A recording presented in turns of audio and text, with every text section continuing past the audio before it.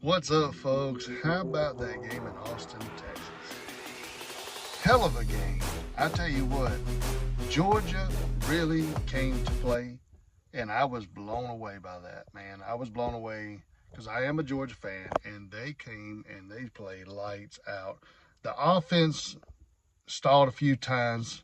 Carson Beck threw some interceptions, but let's talk about the stats here, man. 7 sacks on the game for Georgia's defense, interception, maybe I think it was 3 fumbles. Like, and I've been telling people that no offense to Texas, but you can look and see who they played. South Carolina, I mean not South Carolina, but Oklahoma and Michigan, two of the worst teams out there right now. I hate to say it, but they're terrible. They're not that great, and they was bragging about winning these games, and you can look at them for yourself. You can just take a look of what happened Saturday as a measuring stick. It's bad. Like, they're not as good as what people thought they were. And I was. It's always the level of play, right? And I was definitely looking at that. I was a little nervous that we had to play a 7:30 game at Texas, and anybody who's a college football fan will be a little nervous about something like that. And everyone picked Texas to win the game, and that was the Kirby used that as rat poison. He did. He really went out there and he got his guys to come and they played and they showed that who is the better team and showing that they are still the top dog. They are still top dog of the SEC. I don't care what anyone says until you beat them. That's what Nick Saban says. Alabama did beat them. That's true. But I do believe that game in the first half, it wasn't like us. And we should have won that game. We should be undefeated and still the number one team, because we proved it Saturday night that we still are the number one team, whether the poll shows us or not.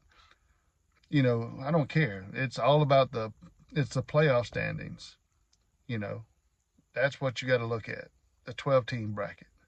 And Georgia, I'm sure, is going to be there. We still got to play Ole Miss and still got to play Tennessee. Tennessee beat Alabama, so did Vandy. But we're still going. We have no worries. After what I saw Saturday, there was a lot of questions marks before the game, and let me tell you something. He really, they really showed out. Carson Beck, he's got a limit to those turnovers. That's ridiculous. Um, like I said, it's just I'm blown away by how good they played. Lockdown defense. I don't care what anyone says. That was a great showing by the Georgia Bulldogs. I was very impressed. And it gives me more faith into my team. It really does. Because all these guys we recruited at a high level, they came to play. Kirby got them to play and showed us, the people, the fans, who they really are and how good they can be at times. And so, and this college football season has been weird, very weird. A lot of teams you think was good, they lose to certain teams. It's been crazy. Like Alabama losing to Tennessee. I called that at the beginning of the season. I thought they would lose to Tennessee because Tennessee looked really good. Their offense did, and their defense played really well against Alabama Saturday. It's going to be a tough match for Georgia also. But I just wanted to get on here and tell y'all folks that it was a great game. If you didn't catch it, you need to go back and look at it on YouTube, watch the highlights. It was a great game.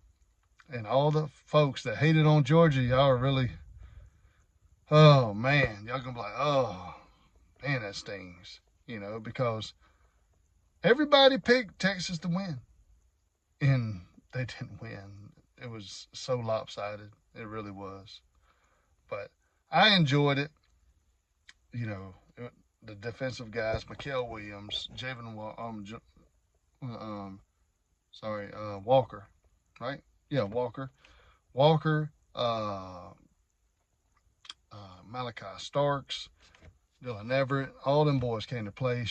Chaz Chambliss, they all come to play. So There was some play, there was some calls in the game that I didn't care for. That was a pick. There was a pick. It was a pick. I just don't believe that I should have changed that interception call. The call on the field, that's what it is.